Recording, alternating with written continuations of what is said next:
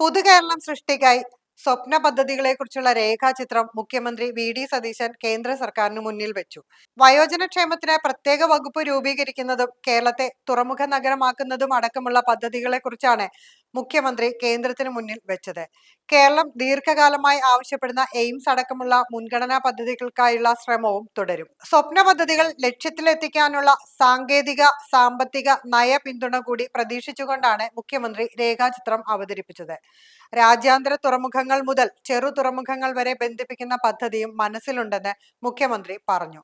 റോഡിലൂടെയുള്ള ചരക്ക് നീക്കത്തിന്റെ നല്ലൊരു പങ്ക് കപ്പൽ ഗതാഗതത്തിലേക്ക് മാറ്റാനാണ് ലക്ഷ്യമിടുന്നതെന്നും സതീശൻ കൂട്ടിച്ചേർത്തു. ഇതെല്ലാം യാഥാർത്ഥ്യമാക്കാൻ കേരളത്തിലെ ഇപ്പോഴത്തെ സാമ്പത്തിക സ്ഥിതി പ്രധാന ഘടകമാണ്. അതുകൊണ്ട് ധവളപത്രത്തിലൂടെ വിശദാംശങ്ങൾ ധരിപ്പിക്കാൻ കഴിയുമെന്നാണ് സർക്കാർ വൃത്തങ്ങൾ സൂചിപ്പിക്കുന്നത്. സ്വപ്ന പദ്ധതികൾക്കായി പ്രത്യേക സഹായം വേണമെന്ന് അഭ്യർത്ഥിച്ച മുഖ്യമന്ത്രി പ്രധാനമന്ത്രി നരേന്ദ്രമോദിയെയും ധനമന്ത്രി നിർമ്മല സീതാരാമനെയും സന്ദർശിച്ച് ചർച്ച നടത്തി. സംസ്ഥാനത്തിന്റെ നിലവിലെ സാമ്പത്തിക പശ്ചാത്തലം ഇരുവരെയും ബോധ്യപ്പെടുത്തി. പദ്ധതി നിർദ്ദേശങ്ങളും ആവശ്യങ്ങളും ഉൾക്കൊള്ളിച്ച് വീണ്ടും കൂടിക്കാഴ്ച നടത്താൻ സതീശൻ അവസരം തേടുകയും ചെയ്തു. വകുപ്പുകൾക്ക് ലഭിക്കേണ്ട കേന്ദ്രവിഹിതം ലഭിക്കാതെയുണ്ടെങ്കിൽ അത് എന്തുകൊണ്ട് വൈകുന്നതെന്ന് പരിശോധിച്ച് ആവശ്യമായ നടപടികൾ സ്വീകരിക്കും. കൂടാതെ മുൻ സർക്കാർ പൂർത്തിയാക്കാതെ വെച്ച ചുമതലകൾ പൂർത്തിയാക്കുമെന്നും സതീശൻ അറിയിച്ചു.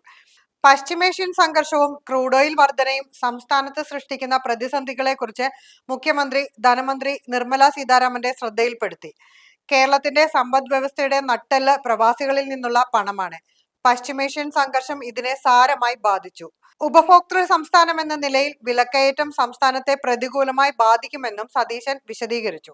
സംസ്ഥാനത്തിന്റെ സാമ്പത്തിക സ്ഥിതി വ്യക്തമാക്കുന്ന ധവളപത്രം ജൂൺ ആദ്യവാരം പുറപ്പെടുവിക്കുമെന്നും കേന്ദ്രമന്ത്രിയെ സതീശൻ അറിയിച്ചു. തൊഴിലുറപ്പിന് പകരമുള്ള പദ്ധതിയിൽ 40% അധിക ബാധ്യത സംസ്ഥാനത്തിനുണ്ടെന്നും അദ്ദേഹം ചൂണ്ടിക്കാട്ടി. ദേശീയപാതയ്ക്കായി സ്ഥലമെടുപ്പിന് നൽകിയ സംസ്ഥാന വിഹിതം കടമെടുപ്പ് പരിധിയിൽ നിന്ന് ഒഴിവാക്കുന്ന കാര്യവും പരാമർശിച്ചു.